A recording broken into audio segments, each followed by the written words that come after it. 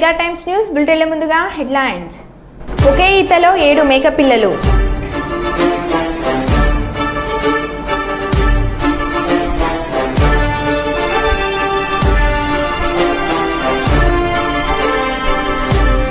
గంజాయి కొన్న, సేవించిన, విక్రయించిన కఠిన చర్యలు తప్పవు. ఎస్పీ అఖిల్ మహాజన్.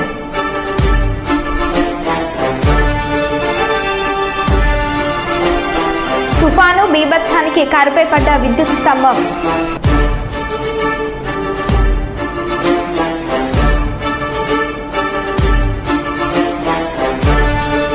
శీతల పండుగను అందరం ఒకే రోజున జరుపుకుందాం. జాతీయ ఐక్యతను చాటుదాం. డాక్టర్ నెహ్రూ రాథోడ్.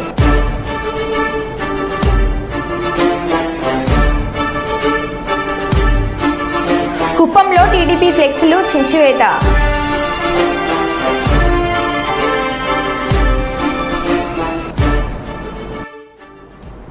ఇక వివరాల్లోకి వెళ్తే, ఆంధ్రప్రదేశ్లో చంద్రబాబు నాయుడు ముఖ్యమంత్రి అయ్యాక పారిశ్రామికవేత్తల్లో కొత్త ఉత్సాహం వచ్చిందని రాష్ట్ర పరిశ్రమలు, వాణిజ్యం, ఫుడ్ ప్రాసెసింగ్ శాఖ మంత్రి టీజీ భరత్ తెలిపారు. మంగళవారం మంగళగిరిలోని ఏపీఐఐసి ప్రధాన కార్యాలయంలో వెర్మిరియన్ కంపెనీ ప్రతినిధులు మంత్రి టీజీ భరత్తో సమావేశమయ్యారు. శ్రీ సిటీలో ఉన్న వెర్మిరియన్ కంపెనీ యూనిట్ను విస్తరించేందుకు మంత్రితో చర్చలు జరిపారు.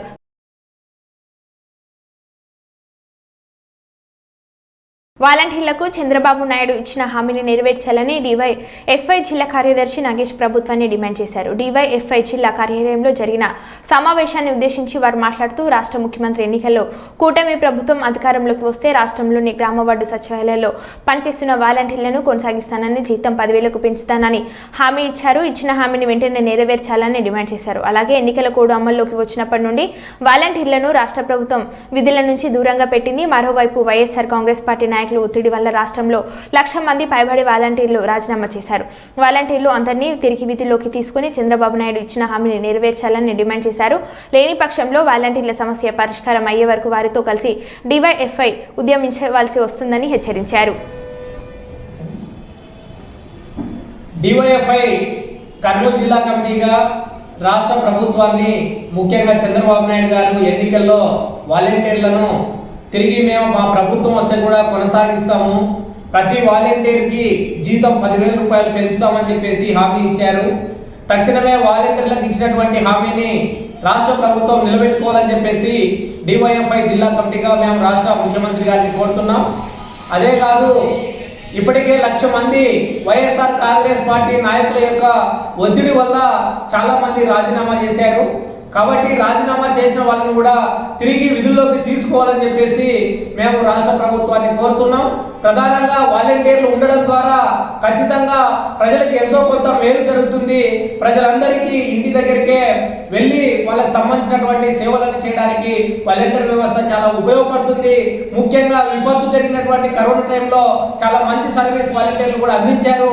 కాబట్టి రాష్ట్ర ప్రభుత్వం వెంటనే వాలంటీర్ల పునర్వ్యవస్థీకరణ చేసి మొత్తం వాలంటీర్లను అందరినీ కూడా తీసుకోవాలని చెప్పేసి, ఎవరైనా రాజీనామా చేసిన వాళ్ళు తిరిగి విధుల్లో చేరకపోతే కొంత నోటిఫికేషన్ ఇచ్చినా సరే మొత్తం వాలంటీర్లను రిక్రూట్ చేసుకోవాలని చెప్పేసి డివైఎఫ్ఐ జిల్లా కమిటీగా మేము రాష్ట్ర ప్రభుత్వాన్ని కోరుతున్నాం.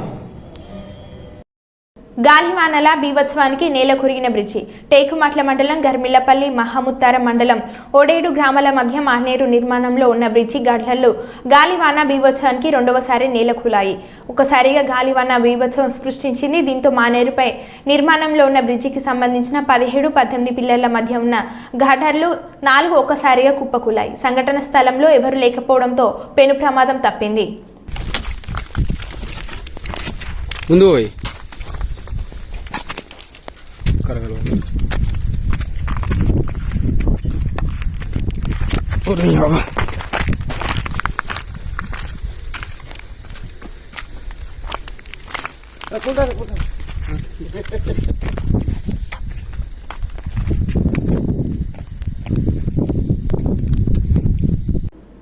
ఒకే ఈతలో 1 నుంచి 2 మేకపిల్లలు జన్మించడం సాధారణంగా చూస్తాం.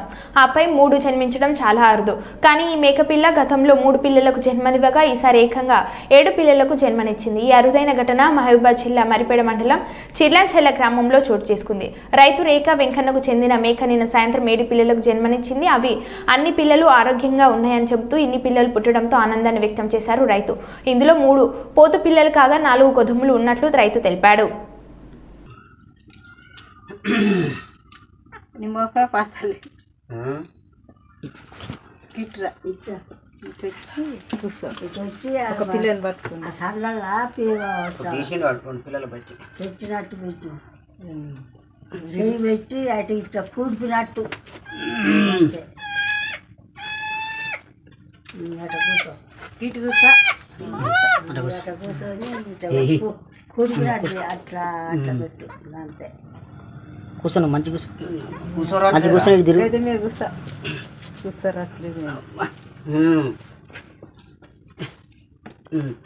ఇటు చూడు చూడక్కునేది లేదు చీకి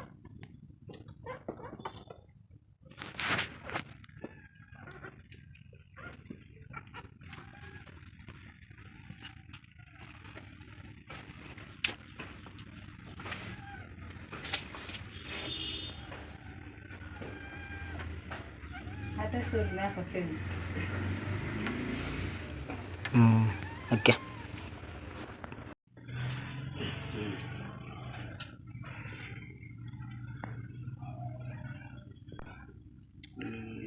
రెండో మూడో పెద్దది అనుకున్నాము. సరే మా అదృష్టాన్ని మంచిగా విడిపించింది. సరే దానికి అన్న కొద్దిగా సహకరించే ఉపాయం అంటే చేయాలి మీరు.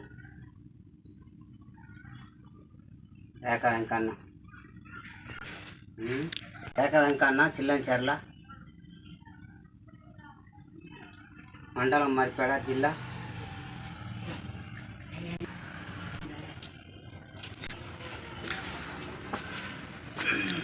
ఇట్లా లేకపోతే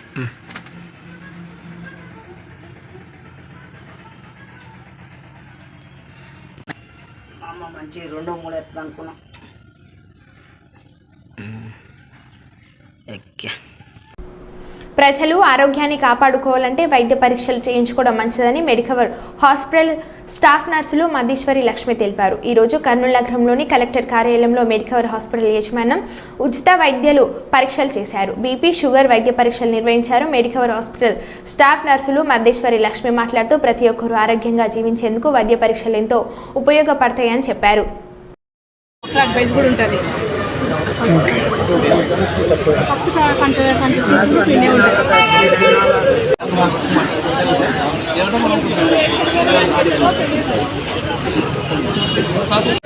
మెడికల్ హాస్పిటల్ నుంచి కలెక్టర్ ఆఫీస్లో మెడికల్ క్యాంప్ పెట్టినాం.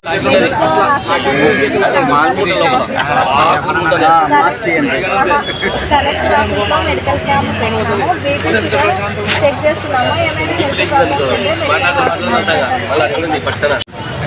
ఏం మేడం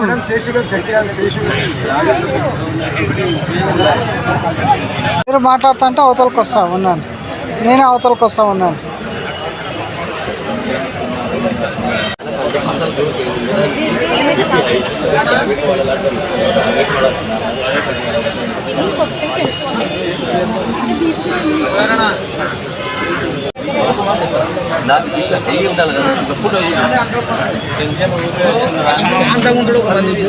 ఏమి కానీ మాట్లాడాలి.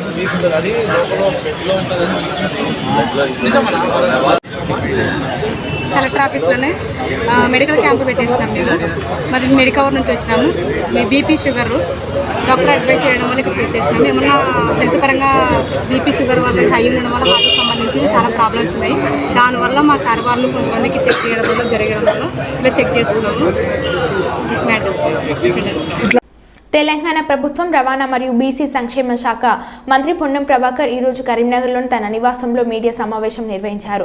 వారు మీడియాతో మాట్లాడుతూ తెలంగాణలో గత ఏడాది డిసెంబర్ 3వ తేదీన కాంగ్రెస్ ప్రభుత్వం అధికారంలోకి వచ్చిన తర్వాత డిసెంబర్ 9న ఎన్నికల్లో చెప్పిన విధంగా మహిళలకు ఆర్టీసీ బస్సులో ఉచిత ప్రయాణం అమలు చేశామని, బస్సుల్లో ప్రయాణికుల సంఖ్య భారీగా పెరిగి 100% ఆక్యుపెన్సీ దాటిందని, కొత్త బస్సుల కొనుగోలుపై ప్రజాప్రతినిధుల నుండి డిమాండ్స్ పెరుగుతున్న నేపథ్యంలో నిన్న ముఖ్యమంత్రి, ఉప ముఖ్యమంత్రి ఆర్టీసీని మరింత ప్రజల ప్రజల ముందుకు తీసుకురావాలని నిర్ణయం తీసుకున్నారని తెలిపారు. ఎన్నికల్లో చెప్పినట్టుగా మహిళలకు ఆర్టీసీ బస్సులో ఉచిత ప్రయాణం కలుగజేశారు. దానిలో భాగంగా సంఖ్య బస్సులో ఎక్కేవారి సంఖ్య 100% యాక్టివేసి పెరిగింది. కొత్త డిమాండ్ బస్సులు కావాలని ప్రజల నుంచి, ప్రజాప్రతినిధుల నుంచి డిమాండ్ పెరిగింది.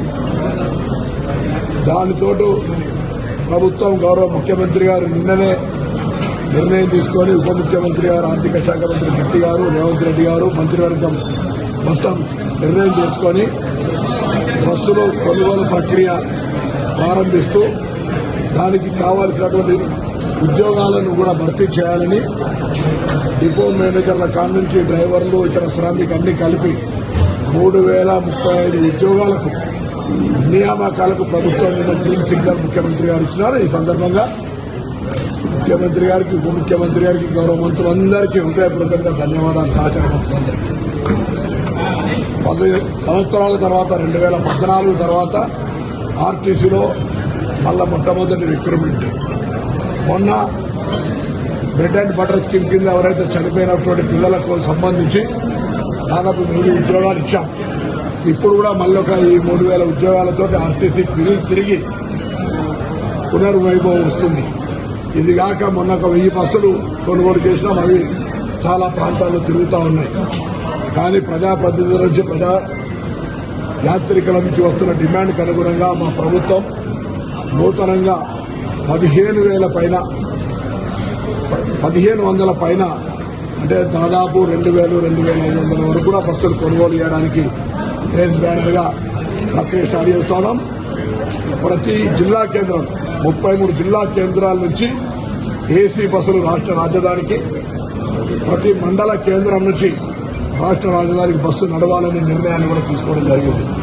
దీనితోటి రాష్ట్ర రాజధానికి మండల కేంద్రం నుంచి పోవలసిన వాళ్ళకి ఇబ్బంది లేకుండా అన్ని గ్రామాలను కనెక్టివిటీ కలుపుతూ బస్సుల సౌకర్యం పెంచాలని ప్రయత్నం చేస్తుంది. ఇవన్నీ కూడా ప్రజల సహకారం ఉన్నప్పుడు మాత్రమే సాధ్యమవుతాయి.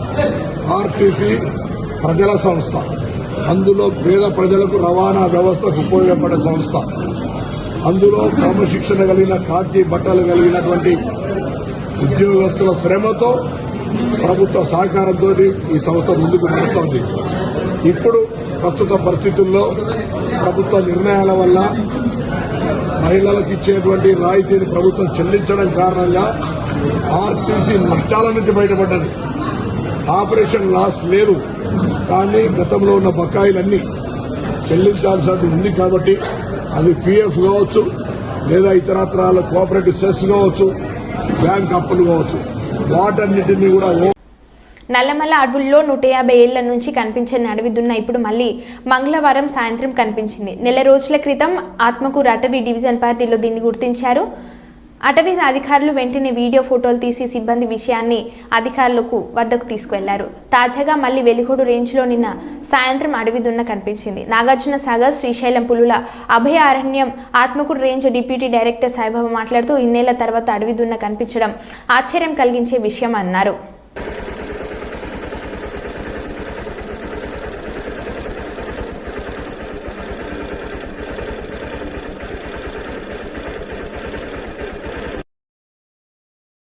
దొవ్వగా వస్తుందంట్రా.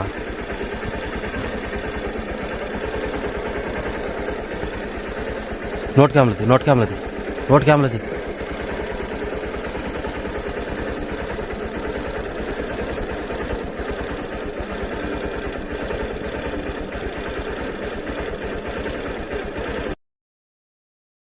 జగ్గంపేట గోకవరం రోడ్లో సగం నిర్మాణం చేసినటువంటి సులభ కాంప్లెక్స్ నాటి ప్రతిపక్ష నాయకులు అడ్డుకుంటూ కాంప్లెక్స్ ఆగిపోయింది.